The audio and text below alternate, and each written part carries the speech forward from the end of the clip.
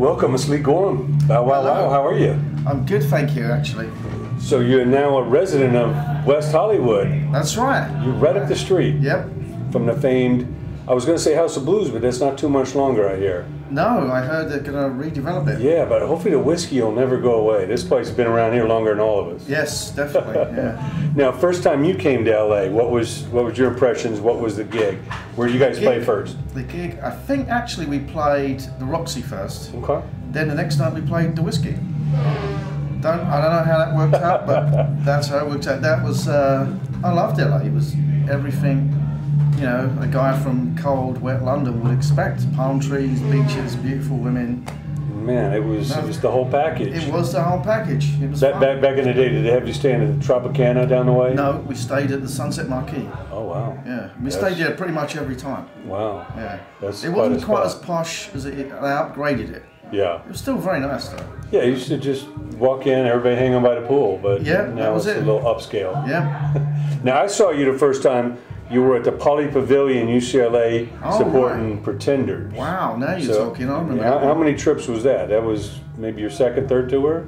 Yeah, we've done a few by then. Okay. Yeah. But it was great, man. You guys rocked the whole arena. Oh, thank you. Yeah, it was awesome. That was my favorite tour, that was. Yeah. Because the Pretenders, especially Chrissy, she was amazing. You know, she's so friendly. Yeah. We didn't pay to get on it. She invited us on it. Yeah. The band, the guys in the band, that was their last tour. The two guys in the band. Oh, that's right. James and Scott and Pete. Yeah. Two amazing guys. In that particular show, we were really nervous because that's like a huge venue. Yeah. So they came in and they sort of tried to cheer us up. And John Belushi came in. Wow. On that, in the same, because he was a big fan, and he could see we were all a bit. But he cheered us up, did the whole can thing, and amazing. So anyway, that was a great. You got the Animal House Bluto can. Yeah. In person, huh? Yeah, he did it. We had no idea he was a fan, and he just sort of showed up. And he wasn't around probably much longer than that. No, I think it was just a few days. So we were really shocked. Yeah. You know, and then the two guys in the Pretenders passed away, and I was like, Jesus Christ. Amazing. Yeah. Amazing. Now take us back to the early days. So how'd the band come together? Because, you know, the whole story with Malcolm McLaren and all that. What's the real? Well, it was Malcolm. He was involved, but actually a friend of Adam Ant's that was in the Vibrators, Knox, and he saw me play with another band that ended up being Wang Chung, and we did a showcase. We split up after that because the showcase didn't go down well. We didn't get a deal. And Adam asked me to join his band. So we did, you know, I joined his band, I did one show, then he brought Malcolm in to ostensibly do a video. He saw us, we had some new ideas for music, we did some new music, and then it wasn't really working with Adam. I don't know. He wasn't clicking with it. Me and the drummer had kind of formed this weird rhythmic thing, and the guitar player was doing this stuff. And Malcolm said, "Well, why don't you just form your own band, get a new singer?" I'm like, "What? You're kidding? We're just the Ants." He goes, "Well, don't be an ant. You know, this will be your own band." Yeah. And we thought about it. And, so you kind of nudged you out of the nest, and Malcolm was there, and yeah. I mean, it wasn't the most honest thing, and I'm not proud of it. Yeah. Because it was kind of treacherous. Because Adam had been good to me, and recently I spoke to him about it. I did a tour with him last year. Is that right? Yeah. So he was kind of, you know. Still not cool about it, but I don't know, I think we got on alright. So that's what happened, pretty much. Okay. And then Adam went off and did his version of that music, because we were giving him the rehearsal tapes every day. Yeah. And his Dog Eat Dog was our Doggy Doggy Doggy, and his, you know, he did his Burundi beat, we did our Burundi beat. But good luck to him, he was very successful. Well, it was an amazing time back then. You had MTV was blowing up, it was, you know, blossoming. Of course, you know, the music, the new music from England was being, you know, promoted from K-Rock here to New York and all the big cities. What was your greatest memories of that era? Well, that you can remember? Tons. Help me narrow it down a bit. So what? Just like that early '80s. I mean, coming to America, like I say, seeing your videos. on MTV, just being embraced by the whole blossoming of the alternative scene that we know today. I couldn't really give you one particular moment when me and the drummer, Dave Barb, we we've been in England, the rehearsal rooms are all rough, it's cold, we're trying to do all this kind of fun, tropical sort of music with lots of energy. Mm-hmm. And then it was a lot of hard work, not like walking down a mine, which is real hard work, but it was hard work for a musician, and Malcolm was a very tough taskmaster. So when finally, we'd done maybe a tour or two in England, we got on that plane to New York, was very excited. We got off that plane, and there was a limo waiting for us. We'd never had a limo before in our life. We're like, jeez, what's this? A limo?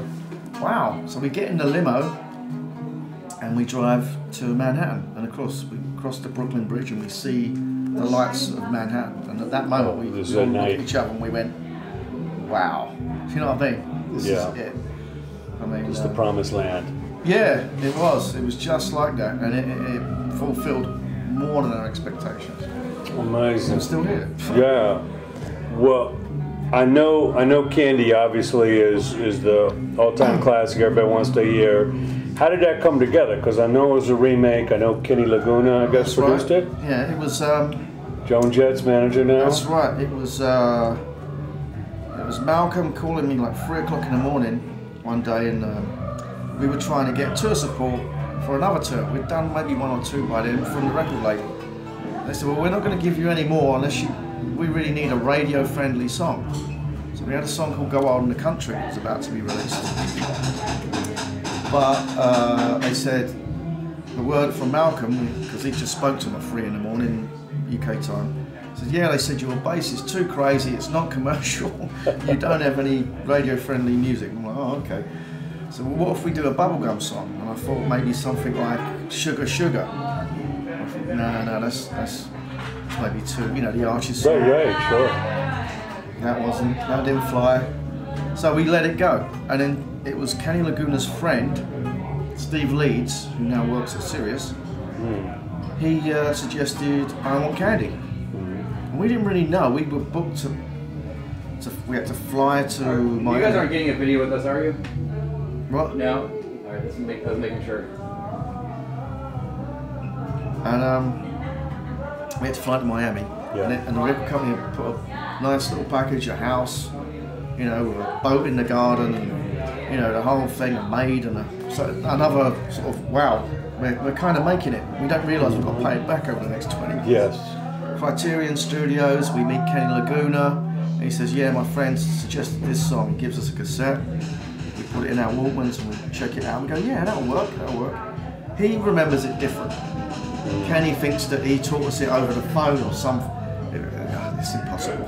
Learn a song over the phone. I remember we were given cassettes each, and we learned. Okay. And the next day, we went into a rehearsal room, someone's garage, and we routined it. We changed the structure. We made it kind of bow out. In half an hour, we'd done it. We'd routined it.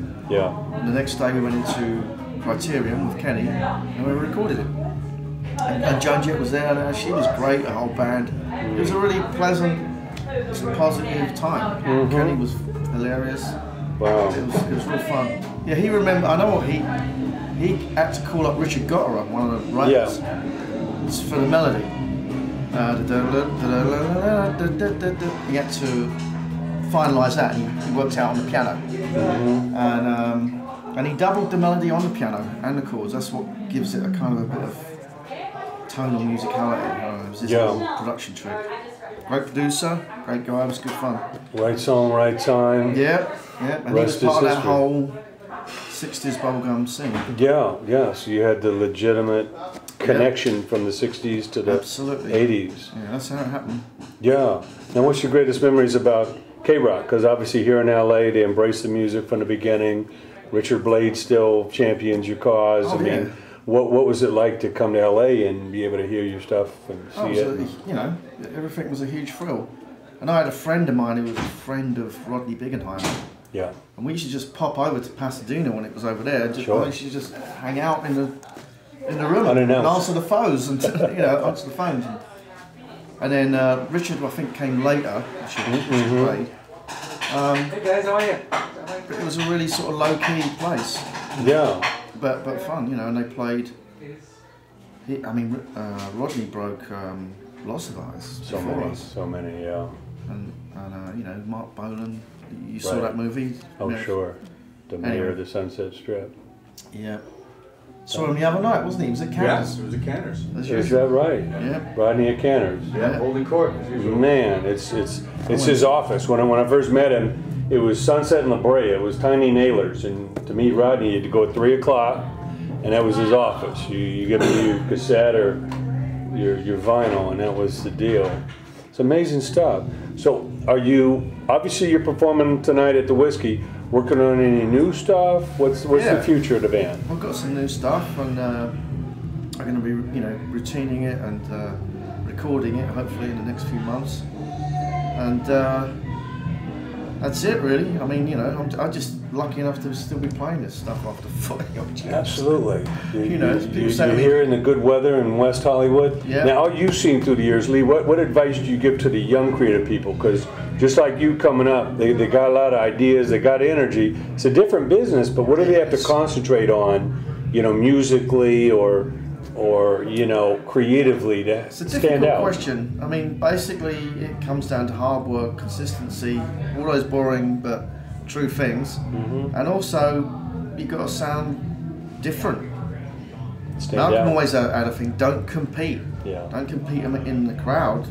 Stand out from the crowd. Think laterally. Yeah. Think how can you make yourself different. It's just like business, you know. Can you create a market? Can you stand out in the market? But artistically, have something to say and be different about it. Don't follow the path of everybody else, because you just get lost in the noise. Well, it feels safe to kind of blend in, but it's standing out on your own that really, if people want that, you're an island upon yourself. Yeah, the problem with that is that if you're too much of a pioneer, you stand out too much, and it's like I mentioned before, the whole thing about I Want Candy. We were too left field for radio, according to the record label. So we conformed a little. You know, people said maybe we sold out, but we still did that song in our style. Yeah. So it's how you balance that. Conform so that you're in the race, but don't conform so you look like everybody and sound like everybody else. So giving people what they want, but on your terms. Yeah, with a twist, with an angle, with something unique. You know, give it a unique twist that people gives people extra value. Yeah. Well, we appreciate it, Lee. Looking forward to a great show tonight, and please keep making great music. All right, thank you very much. It's great to meet you. Cheers.